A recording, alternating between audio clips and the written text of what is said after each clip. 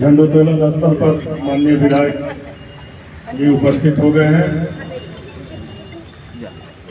माननीय विधायक महोदय का आग्रह है कि वो झंडोत्तोलन करें।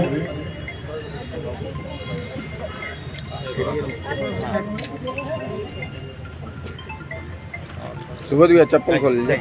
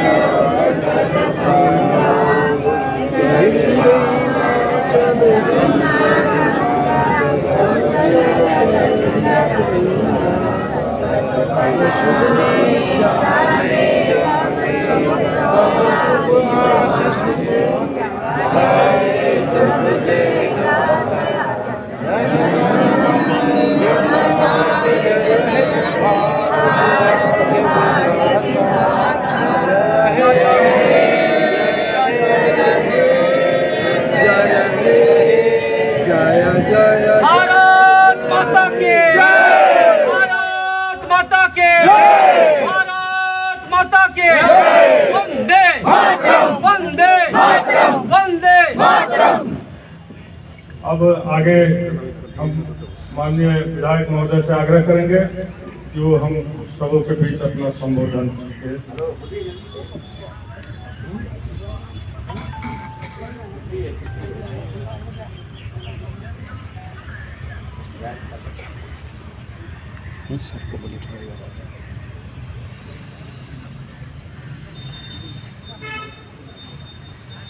भारत के स्वतंत्रता दिवस के अवसर पर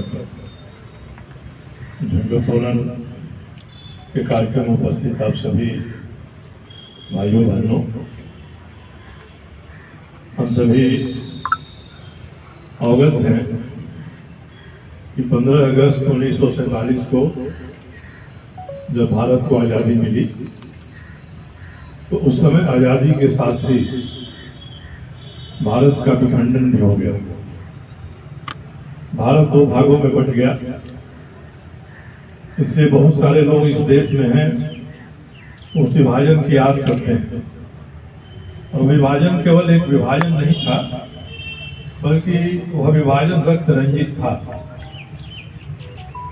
पाकिस्तान का निर्माण करने वाले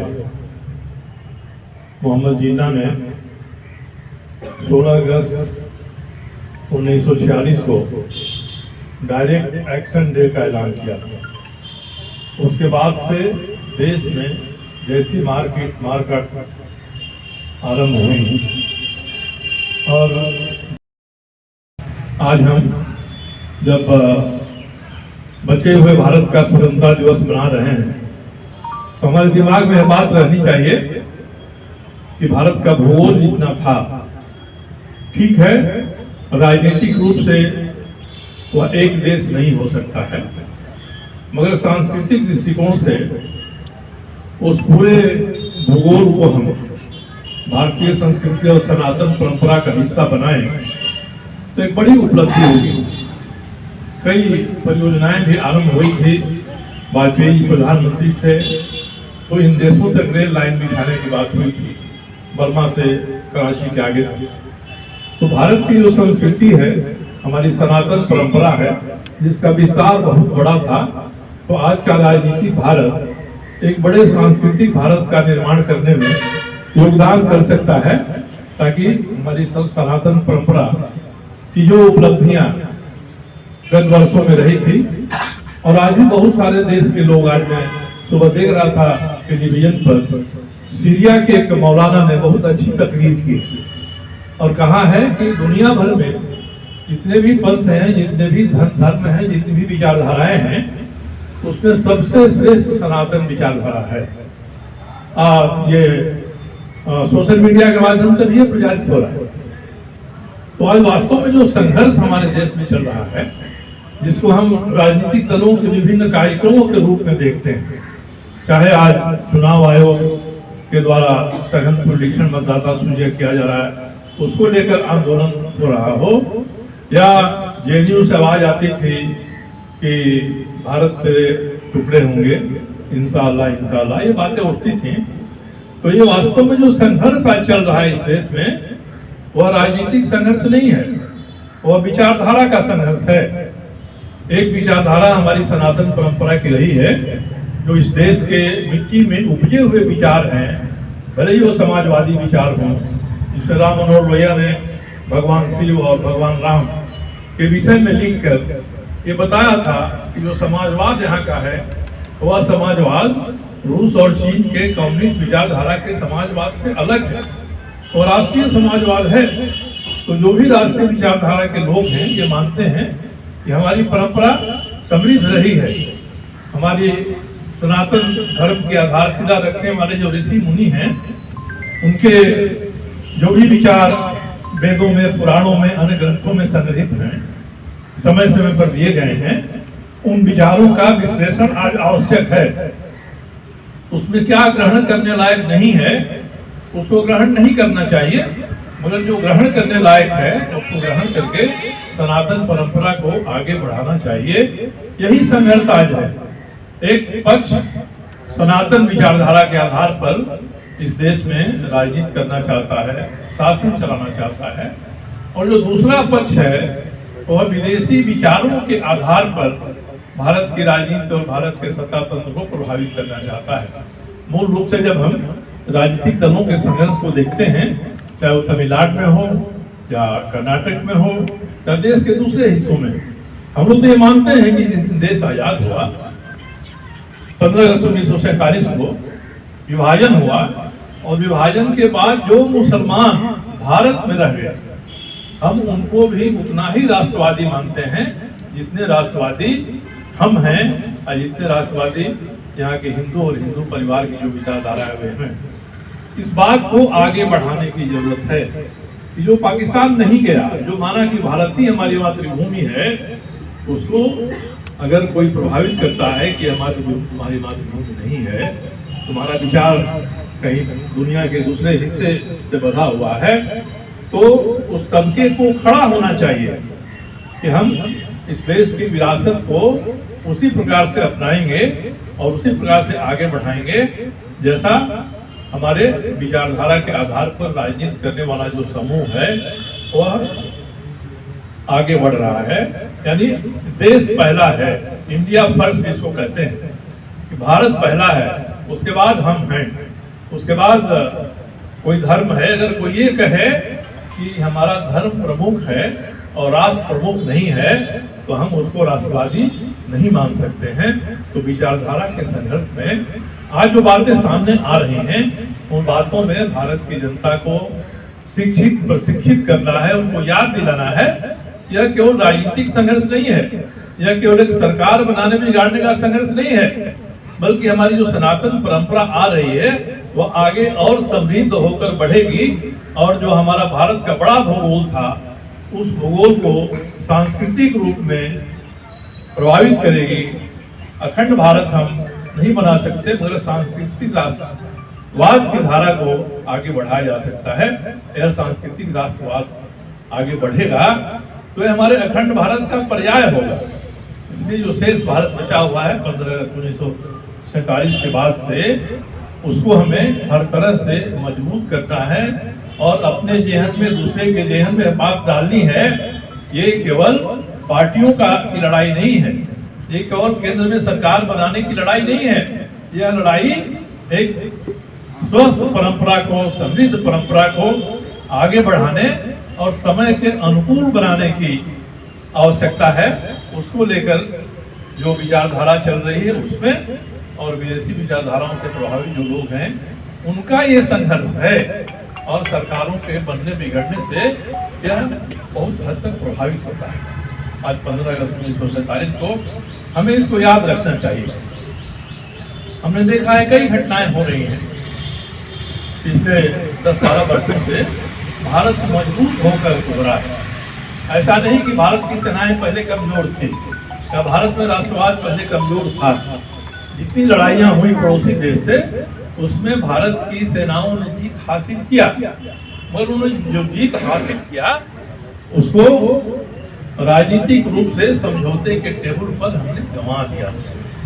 अब जरूरत है कि इस भारत को मजबूत बनाना है और देश और दुनिया भर में ये लोहा मनवाना है कि भारत की स्वस्थ परंपरा के आधार पर, यहाँ के आंतरिक संसाधनों के आधार पर भारत उन्नति करेगा।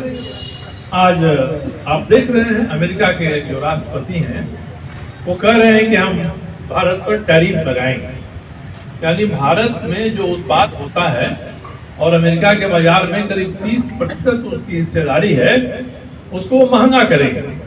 यानी अमेरिका के लोग अब भारतीय सामान महंगा होने के कारण से कम खरीदेंगे, यह उनका कहना है। मगर शायद अमेरिका भूल जा रहा है कि भारत के भीतर भी एक बड़ा बाजार है। और अटल बिहारी वाजपेयी जब प्रधानमंत्री थे तब उन्होंने इस बात को समझा था और उन्होंने ये कहा था जो हमारे साउथ ईस्ट एशिया के देश हैं, हमको उनसे व्यापार बढ़ाना चाहिए। हमको वियतनाम से, लाओस से, कम्बोडिया से, थाईलैंड से, मलेशिया से, इन देशों से व्यापार बढ़ाना चाहिए। आज हमारा व्यापार केवल यूरोप और अमेरिका तक ही सीमित है। पूर्वी क्षेत्र में इसका बहुत बड़ा विस्तार हो सकता है। इसके लिए संगठन बना, 2-3 बैठकें हुई, पर यह काम बहुत तेजी से आगे नहीं बढ़ पाया। आज जो हमारी सरकार है उस सरकार को देखना चाहिए कि भारत और बांग्लादेश के बीच का जो हिस्सा है, जिसको rim of Bay of Bengal कहते हैं, जो बिल्कुल एक रिम की तरह से गोलाई में है, तो उस rim of west Bay of Bengal के उस दूसरी तरफ जो देश हैं, जो साउथ एशिया के देश हैं, उनमें व्यापार बढ़ाने की उनके साथ पर्याप्त संभावना है और भारत को इस दिशा में पहल करनी चाहिए।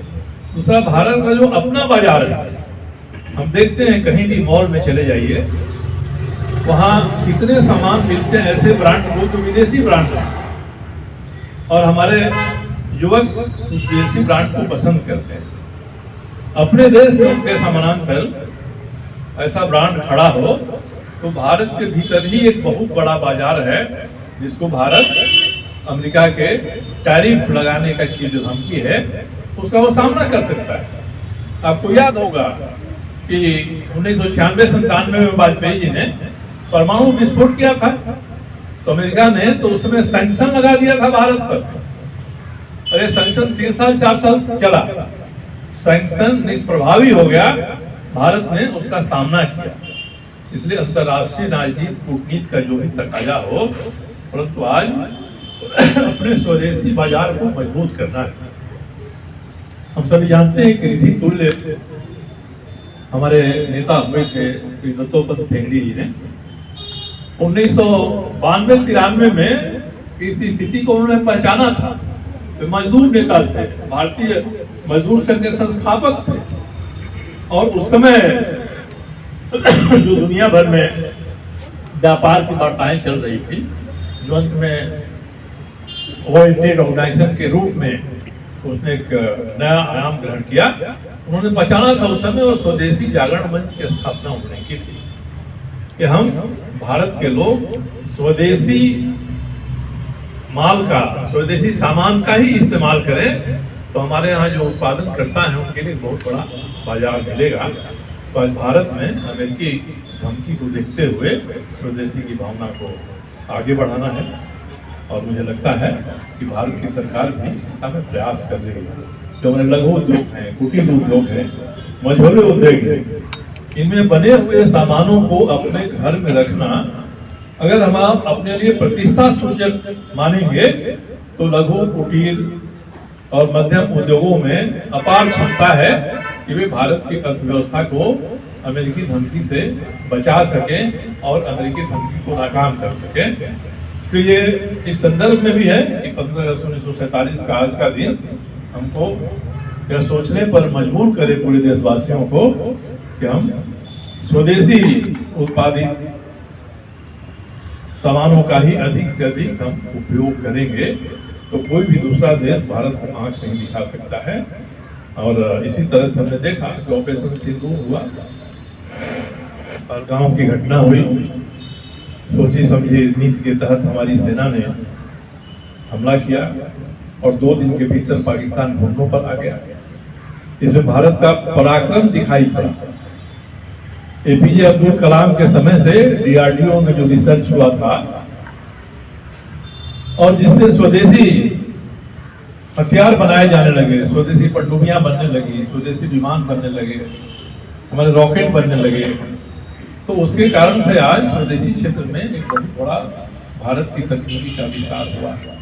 इसको आगे बढ़ाने की जरूरत है। भारत की सरकार को इस दिशा में अधिक निवेश करने की जरूरत है ताकि हम स्वदेशी सामान, स्वदेशी उपकरण, स्वदेशी औजार, स्वदेशी हथियार, इनके आधार पर हम सक्षम हों। नहीं तो आज अगर विदेशों से कोई सामान आता है, इलेक्ट्रॉनिक युग है, उनके हाथ में उसकी कुंजी रहती है, वो कभी भी अपने प्रोग्रामिंग को बदल के हमारे हथियारों को, औजारों को कूद कर सकते हैं। तो क्या जरूरी है कि भारत इस दिशा में आगे बढ़े। और सबसे तो जरूरत यह है कि आज हम सभी इंटरनेट क्षेत्र में पूरी तरह से विदेशों पर आश्रित हैं। सब हम जो कार्यक्रम हम करते हैं, इंटरनेट पर जाते हैं, गूगल पर जाते हैं, कहीं भी जाते हैं, ये सारे सर्वर बाहर हैं। हम जो सर्च करते हैं उसके माध्यम से हमारा पैसा विदेश में जा रहा है। इससे जैसा चीन ने अपना सर्वर बनाया है, भारत की सरकार को भी अपना सर्वर बनाना चाहिए ताकि इस देश के नौजवान जो भी सर्च कर रहे हैं, जो भी देख रहे हैं इंटरनेट के माध्यम से, वह पैसा विदेश में नहीं जाए, हमारे आंकड़े विदेश में नहीं जाए। आज आंकड़ों की चोरी करने वाला एक बड़ा समूह पैदा हो गया है जो हमारे आंकड़ों की चोरी करता है और उसके बल पर इंटरनेट जगत में अपना प्रभुत्व जमाए हुए है। इसके समानांतर भी स्वदेशी तकनीकी विकसित करके और भारत को स्वावलंबी बनाने की आवश्यकता है। आधुनिक जो क्षेत्र है हमारा, आधुनिक काल का, समय का, उसको देखते हुए अब स्वदेशी केवल लघु कुटीर उद्योगों की ही बात नहीं रह गई, बड़े उद्योगों में और खास करके जो हमारा ज्ञान समाज है, नॉलेज पावर है, उस नॉलेज पावर को समृद्ध करने की जरूरत है। हम देखते हैं कि भारतीय मूल के बहुत सारे लोग हैं जो अमेरिकी कंपनियों में आज शीर्ष पदों पर पहुंचे हुए हैं।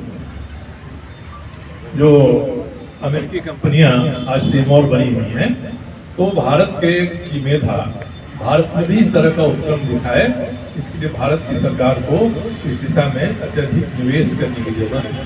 तो उम्मीद है कि आज जो चुनौती भारत के सामने है, चाहे विदेशी आक्रमण की चुनौती है या वाणिज्य के क्षेत्र में विश्व व्यापार की चुनौती है, इन दोनों का सामना करने के लिए भारत को सचेत होकर स्वदेशी विचारधारा के आधार पर स्वावलंबी बनने की जरूरत है। और यह जो आवश्यकता है वह आवश्यकता सरकार पूरा करे, इसके लिए जनमत बनाए जाने की जरूरत है। आम लोगों में भी इस विचार को फैलाने की जरूरत है कि स्वावलंबी हम नहीं होंगे तो हमारी क्षमता, हमारा धन, हमारे संसाधन, इसका लाभ हम नहीं उठाएंगे, बल्कि दुनिया के जो समृद्ध देश हैं वे उठाएंगे। तो समय आ गया है कि आज का जो 15 अगस्त 1947 है 2025 का, वो एक लकीर के देश में, ताकि हम इसे स्वावलंबी बनने के संकल्प के रूप में ग्रहण करें और आगे बढ़ाएं। बहुत बहुत धन्यवाद।